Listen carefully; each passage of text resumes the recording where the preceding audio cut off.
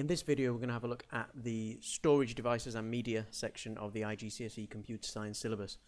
What it means by storage devices and media is the difference between storage device and media is a device is something that you can do things with, basically. So it has some sort of moving parts, so you can control it in some way. And media is something like a CD or a DVD or a Blu-ray. These are the individual storage devices and media that you need to know about. For each one of these, you need to know the basic principles of operation, so how they work, only on a basic level, what they're used for, advantages and disadvantages in comparison to each other. So let's get started. The first one we're going to have a look at is a CD. So, in terms of the basic principles of operation, all you need to know is that a CD has inside it spiral tracks. Okay, so on a CD is a track that goes like this, and then it goes inside itself like that, and they go round and round like this. Inside each one of these spiral tracks are grooves and bumps. Okay, each one of these little grooves gets light shone on it by the laser of the CD reader, and depending on its frequency and how wide it is, it represents binary zeros and ones. Okay, so a light shines on it and it reads the grooves or the bumps between the tracks, and the length and the frequency of the grooves represents the digital data. So there's a groove there might be another one over here, there might be one down here, and this will represent all the zeros and ones, and it will get put together by the computer to represent whatever data is on there. Okay, that's the level that you need to understand. The CD has a wide wavelength of light. What that means is that the grooves have to be bigger, okay, compared to DVDs and Blu-rays, and therefore, because the grooves are bigger and the bumps are bigger, the CD can hold less data. So down here you can see we've got a lower storage capacity compared to other media. The advantage of a CD, however, are that they're extremely cheap to manufacture. You can pick these up for literally pennies or cents in any store. They're easily transported, you can stack them on top of each other, and they're the devices that run them are cheap and very popular.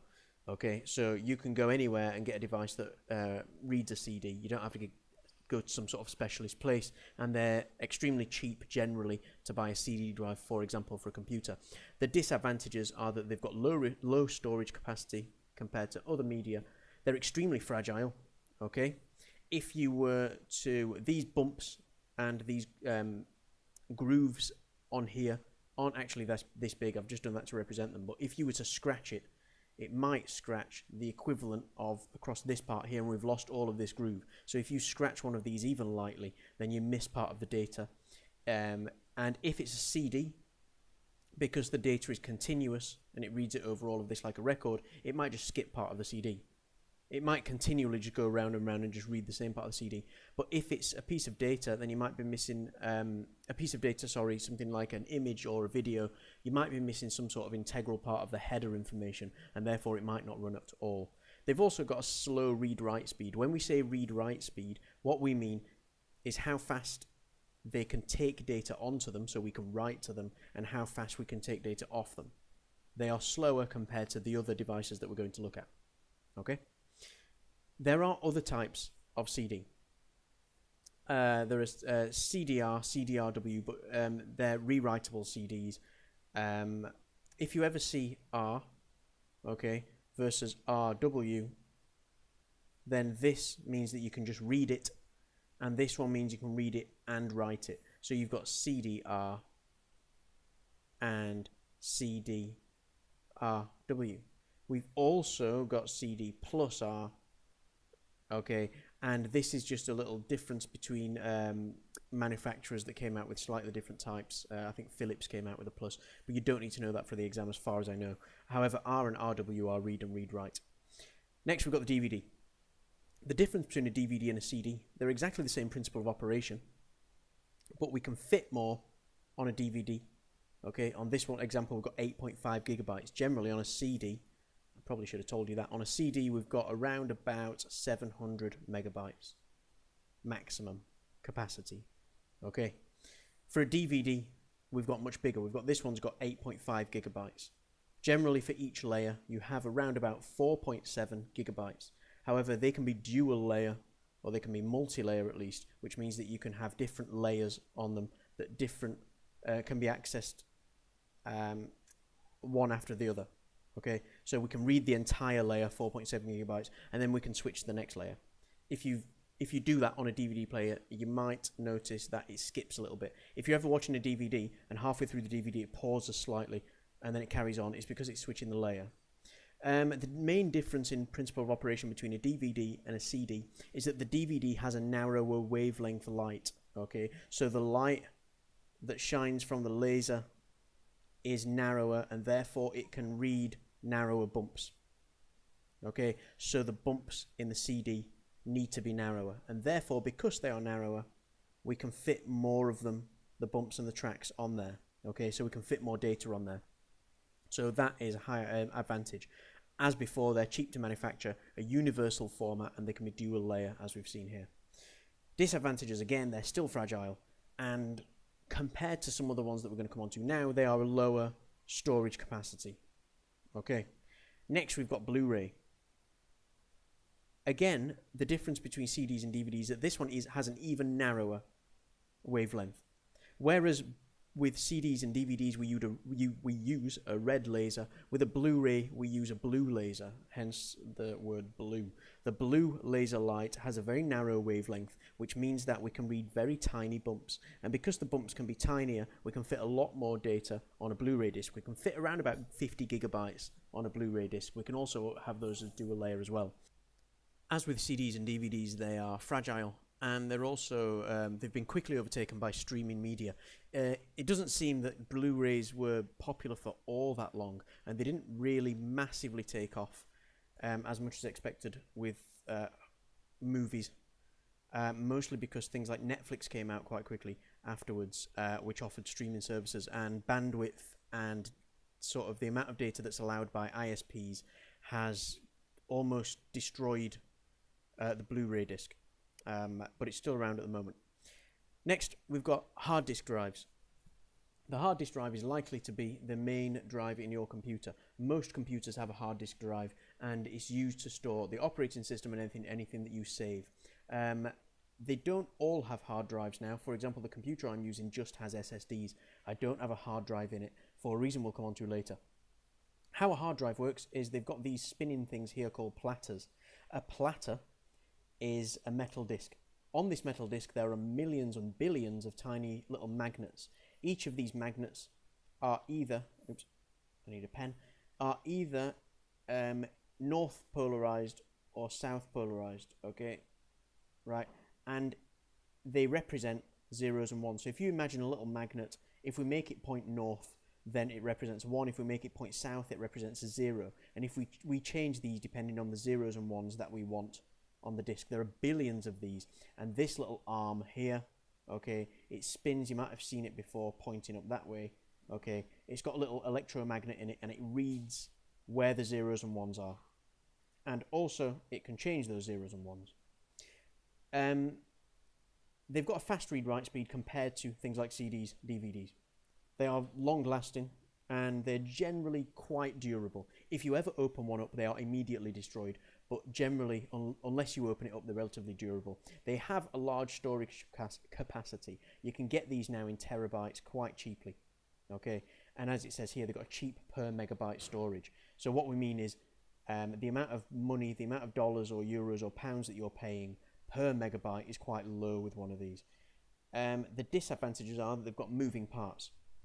So if you've ever got a device that you need to move around, one of the questions in the previous IGCSE exam was, it gave you a scenario that was a drone which was taking some sort of footage. What hard drive, would it be okay to have a hard drive in it? And the answer was no, because they've got these moving parts, which means that they are durable, but if you start shaking them around, then this arm starts shaking around the platter. Also, you need to avoid with the magnetic field. So if you're working in some sort of environment that has a high magnetic field, these aren't suitable. They're not as large as, actually that's not true, let me rub that one out. They're not as fast as an SSD, that's supposed to say. Not large. They are larger than an SSD. Fast as SSD. They're not as fast as SSD in terms of read-write speed. Okay, so if you are reading and writing from this, they are very fast in terms of comparing them to a CD or a DVD, but when you compare them to an SSD, they aren't as fast. I've got that repeated there, but that really drives home the point. Okay, next, we've got SSDs. SSDs are solid-state drives. They work with these little electronic chips. They don't have any moving parts in them. The principle of operation, it very quickly goes very, very complicated, but basically how they work is they have electrons in them, and if we fire a signal through them, these electrons can be floating or they can block a signal. So they can, kind of like a logic gate, they can either allow a signal through or block a signal, which makes a 0 or a 1 with these floating gates. All you need to know basically is that they have no moving parts. They use electronic chips. Okay, they sometimes use what's called, they used to use RAM memory, so random access memory. Now they sometimes use NAND flash. Okay, NAND flash is a series of theoretical NAND logic gates. They're very, very fast to read and write. I've got an SSD. As I said, I've just got SSDs in my computer. The boot up time for Windows 10 is around about 8 seconds. The equivalent hard drive boot up time is around about 20 seconds. Obviously, it depends on the speed of your hard drive, but they're very fast to read and write from. They're compact in size. They're very small because you don't have to have these platters, these discs built on top of each other, and you don't have to have a moving arm. There are no moving parts, so you can put them in something that moves around and there's no problem with that. The disadvantage is that at the moment, this is very important, at the moment they have a lower storage capacity than hard disk drives. If you watch this video in 10 years time, all this will probably be irrelevant, because I'm sure that these will overtake anywhere that we got with hard disk drives. But at the moment, they're a lower storage capacity and they are much more expensive per megabyte. Finally, we've got flash storage. Flash storage can cover USB sticks, any sort of card that you put into your computer. They are small and compact, and they've also got a relatively fast read-write speed since USB 3. USB 2 was quite slow. USB 1 was quite slow. They were also only half duplex, which meant you could read or write. You couldn't do both simultaneously. With USB 3.0, you can read-write at the same time, full duplex, and they are quite fast. The disadvantages is that they have a lower storage capacity when compared to physically larger drives. They work in the same sort of principle as SSDs, okay, using these floating gates to store data permanently, even when the power's switched off. Because as you know, with RAM, when you turn the power off, everything disappears. With these, it doesn't. Okay, so there, hopefully, it's a bit of a whistle-stop tour, and it's very quick, but you don't need to know much about this topic. They are unlikely in the exam to say list advantages and list disadvantages. They might do, but what they seem to be moving towards is giving you scenarios. So, for example, they'll give you a scenario of some guy wants to take his work home. He only uses pictures, a maximum of 20 megabytes. He doesn't have a big bag, and it's trying to point you towards a USB stick or a SD card. Have a look at the previous exams, see what questions they ask you, and work from